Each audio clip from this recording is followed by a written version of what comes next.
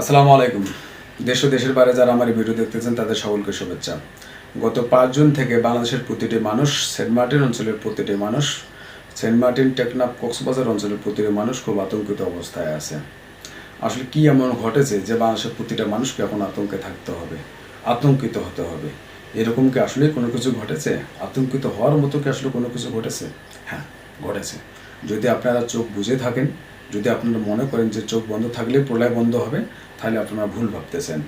গত ৫ জুন থেকে Saint Martin থেকে টেকনাফ এবং টেকনাফ থেকে সেন্ট মার্টিনে কোনো নৌযান চলাচল করতে পারেনি, কোনো মানুষ টেকনাফে আসতে পারেনি, কোনো মানুষ আবার সেন্ট মার্টিনে যেতে পারেনি। কি সেই কারণ? তার একটাই কারণ, সেটি হলো মিয়ানমার সেনাবাহিনীর, মিয়ানমার সীমান্তরক্ষী বাহিনীর বাংলাদেশের যে নৌযান, যে ট্রলার, সে ট্রলারকে লক্ষ্য করে যে গুলি ছোড়াছড়ি, সেই ট্রলারকে লক্ষ্য করে যে আসলে গুলি বিনিময় করা, গুলি করা, সেটাই আসলে একমাত্র কারণ। আমরা এটাকে খুব বিচ্ছিন্ন ঘটনা মনে করেছিলাম। আমরা ধরে নিয়েছিলাম যে তাদের ভিতরে যেহেতু অভ্যন্তরীণ দ্বন্দ্ব চলতেছে, তাদের ভিতরে যেহেতু যুদ্ধ চলতেছে, সেহেতু কোনো না কোনো পক্ষ এটাকে আর একটা বিপক্ষের কোনো নৌযান বা ট্রলার মনে করে গুলি চলেছে। কিন্তু না, ঘটনার পিছনে আরও ঘটনা আছে, কথার পিছনে আসলে অনেক কথা থাকে। কি সেই কথা? আপনারা সকলে জানেন যে বাংলাদেশের সাথে যে দুটি দেশের সীমান্ত আছে, তার মধ্যে একটি হলো ভারত এবং আর একটি হলো মিয়ানমার। কিন্তু এই মিয়ানমারের সাথে কখনোই বাংলাদেশের খুব বেশি ভালো সম্পর্ক ছিল না, আবার খুব বেশি খারাপ সম্পর্ক ছিল না। যতটুকু সম্পর্ক রাখা যায় ততটুকু সম্পর্কই বিদ্যমান ছিল। কূটনৈতিক সম্পর্ক ততটুকুর মধ্যেই সীমাবদ্ধ ছিল। কিন্তু এই ঘটনার অবনতি ঘটে, এই সম্পর্কের অবনতি ঘটে ২০১৭ সাল থেকে। ২০১৭ সালে মিয়ানমার থেকে বাংলাদেশে ১০ লক্ষের অধিক রোহিঙ্গা বাংলাদেশে অনুপ্রবেশ করে এবং জান্তা সরকার ইচ্ছাকৃতভাবেই এই রোহিঙ্গাদের বাংলাদেশে অনুপ্রবেশ করতে, বাংলাদেশে অনুপ্রবেশ ঘটাতে সাহায্য করে বা প্রচার চালায়। এই যখন ২০১৭ সালে এই ১০ লক্ষের অধিক, যেটা সরকার হিসেবে ৬ থেকে ৭ লক্ষ রোহিঙ্গা বাংলাদেশে আসে, তখন রোহিঙ্গাদের আসলে বিপদ, যেটা কি বলা হয়, বিধ্বস্ত জীবন দেখে, রোহিঙ্গাদের করুণ অবস্থা দেখে বাংলাদেশ সরকারের প্রধানমন্ত্রী মানবিক কারণে তখন তাদেরকে আশ্রয় দেয় এবং বিশ্ববাসী তখন সকলে এইটির কি করে প্রশংসা করে। এরপরে ঘটনা কি?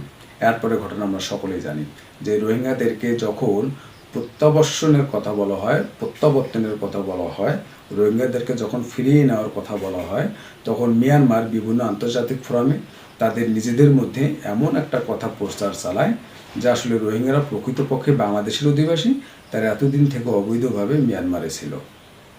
প্রত্যাবর্তন তো দূরের কথা, তাদেরকে ফিরিয়ে নেওয়ার আলোচনা তো আসলে অনেক দূরের কথা। তারা এই রোহিঙ্গাদের ইস্যুটাকেই আসলে নেগলেক্ট করে, রোহিঙ্গাদের ইস্যুটাকে আসলে অ্যাভয়েড করে। যদিও বাংলাদেশ সরকার ২০১৭ সালে মিয়ানমারের সাথে রোহিঙ্গা প্রত্যাবর্তনের কয়েকটি আসলে চুক্তি করে, প্রত্যাবর্তনের কয়েকটি চুক্তি করে, কিন্তু সেই চুক্তিগুলোকে, জান্তা সরকারের মতামতগুলোকে আসলে প্রাধান্য দেওয়া হয়। খুব বেশি শক্তিশালী চুক্তি আসলে সেগুলো ছিল না। তারপর বাংলাদেশ সরকার বিভিন্ন আন্তর্জাতিক ফোরামে, জাতিসংঘে আসলে রোহিঙ্গাদের ইস্যুটা নিয়ে কথাবার্তা বলে, রোহিঙ্গা ইস্যু নিয়ে আলোচনা করে, কিন্তু আসলে ফলাফল এখন পর্যন্ত জিরো। এখন পর্যন্ত রোহিঙ্গাদের যে পাহাড় সমান যে চাপ, এই চাপ আমাদের দক্ষিণী বাংলাদেশ বয়ে বেড়াচ্ছে। এই চাপ বাংলাদেশের ঘাড়ে এখনও বিদ্যমান।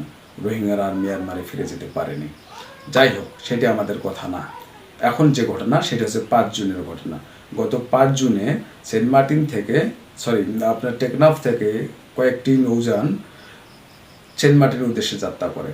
এই যাত্রার পথে এই নৌযানগুলোকে, এই ট্রলারগুলোকে লক্ষ্য করে মিয়ানমার সীমান্ত থেকে গুলি আসা শুরু হয়। যখন গুলি আসা শুরু হয়, তখন এই নৌযানগুলো খুব দ্রুত টেকনাফে পৌঁছে যায় এবং গুলি থেকে তারা আসলে কোনো মতে তাদেরকে নিজেদেরকে আত্মরক্ষা করতে পারে। তখন মনে করা হয়েছিল যে আসলে তাদের মধ্যে যুদ্ধের ফলে এই ঘটনাটা ঘটতেছে। কিন্তু এটার পিছনের ঘটনাটা কি? এটার পিছনের ঘটনা তার পরবর্তীতে লক্ষ্য করা যায় যে কি, মিয়ানমারের নাফ নদীতে বাংলাদেশ সেন্ট মার্টিনের এবং মিয়ানমারের যে সীমান্তবর্তী অঞ্চল, এই সীমান্তবর্তী অঞ্চলে মিয়ানমার নৌবাহিনীর কয়েকটি সাজোয়া নৌযান অবস্থান করতে দেখা যায়। এটা আসলে কি বোঝায়? এর পিছনে আর একটু ফেরা যায় আমরা। কয়েক মাস আগে মিয়ানমারের যে আসলে মানচিত্র, সেই মানচিত্রে তারা সেন্ট মার্টিনকে নিজেদের এলাকা বলে দাবি করে। ২, মিয়ানমার থেকে বিভিন্ন সময়ে কি করা হয়, মিয়ানমার থেকে আকাশযান, তাদের আকাশযান আমাদের আকাশ সীমায় প্রবেশ করে। ৩, মিয়ানমার থেকে বিভিন্ন সময়ে কি করা হয়, আমাদের দেশে গ্রেনেড ফেলানো হয়। আমাদের দেশে বোমা সদৃশ বস্তু ফেলানো হয়। এই জিনিসগুলোকে যখনই আমরা অ্যাভয়েড করতে যাই, এই জিনিসগুলোকে যখনই আমরা গুরুত্ব কম দিতে চাই, মিয়ানমার মনে হয় ততই বেশি আসলে এই জিনিসগুলো করার উৎসাহ পায় বা অনুপ্রেরণা পায়। মিয়ানমার কি এমন আসলে শক্তিশালী জাতি যাদের নিজেদের মধ্যে এত বেশি কুন্দল, যাদের নিজেদের মধ্যে এত বেশি দ্বন্দ্ব, যাদের নিজেদের মধ্যে এত বেশি যুদ্ধ, সেই মিয়ানমারকে আসলে আমরা সমুচিত জবাব কেন দিতে পারতেছি না? আমরা প্রকৃতিগতভাবেই একটা আসলে কি বলা হয় সহনশীল জাতি। আমরা চাই না যে কোনো প্রতিবেশীর সাথে আমরা যুদ্ধে জড়াতে, কিন্তু তার মানে এই না যে আমরা কারো প্রতি নতজানু অবস্থায় থাকবো। কেউ আমাদেরকে আঘাত করবে, আমরা সে আঘাতের প্রত্যুত্তর দিতে পারবো না। মিয়ানমার হয়তোবা ভুলে গেছে সেই 1971 সালের ঘটনা। মিয়ানমার হয়তোবা ভুলে গেছে সেই 1971 সালে আমেরিকা, চীন, পাকিস্তানের রক্তচক্ষুকে উপেক্ষা করে বাংলাদেশের হাজার হাজার মানুষ যুদ্ধে ঝাঁপিয়ে পড়েছিল, বাংলাদেশটাকে স্বাধীন করেছিল। মিয়ানমার এই ইতিহাস হয়তোবা আমাদের জানে না। মিয়ানমার এই ইতিহাস অথবা জানে না যে বাংলাদেশে 30 লক্ষ মানুষ মারা যাওয়ার ফলে এই দেশটাকে যে তারা ছিনিয়ে নিয়ে এসেছিল পাকিস্তানের কাছ থেকে, এই ইতিহাস অথবা মিয়ানমার ভুলে গেছে। মিয়ানমারকে সমুচিত জবাব দেওয়া হবে, মিয়ানমারকে সময়োচিত জবাব দেওয়া হবে। মিয়ানমারকে আসলে উচিত শিক্ষা দেওয়া দরকার। কারা এই শিক্ষাটা দেবে? কীভাবে মিয়ানমারকে শিক্ষা দেওয়া যাবে? এই প্রসঙ্গে দুটি বিষয় আসলে আসে। তার মধ্যে একটি বিষয়, আমাদের কূটনৈতিক পর্যায়ে যখন মিয়ানমারের সাথে কথা বলা হয়, তখনও তাদের সাথে আমরা কি করি, খুব সুন্দর সৌহার্দ্যপূর্ণভাবে খুব সুন্দরভাবে কথা বলার চেষ্টা করি। ইভেন মিয়ানমার থেকে মিয়ানমার সীমান্তরক্ষীর বাহিনী যখন আমাদের দেশে আসে, তখন তাদেরকে খুব বন্ধুত্বপূর্ণভাবে, তাদেরকে খুব খাতির যত্ন করে তাদেরকে আবার তাদের দেশে ফিরে পাঠানো হয়। এগুলো যেন মিয়ানমার আমাদের দুর্বলতা না ভাবে। আমাদের দেশের সরকারের মাননীয় সেতুমন্ত্রী এবং আওয়ামী লীগের সাধারণ সম্পাদক ওবায়দুল কাদের সাহেব বলেছেন, মিয়ানমার যদি আসলে আমাদেরকে আক্রমণ করে তাহলে আমরা কি চুপ থাকবো? বর্তমানে বাংলাদেশের সেনাবাহিনীর প্রধান তিনি বলেছে, যদি মিয়ানমার অন্য লেভেলের কোনো খেলা খেলতে চায় অথবা লেভেল ক্রস করতে চায়, তাহলে সেটি সমুচিত জবাব দেওয়া হবে।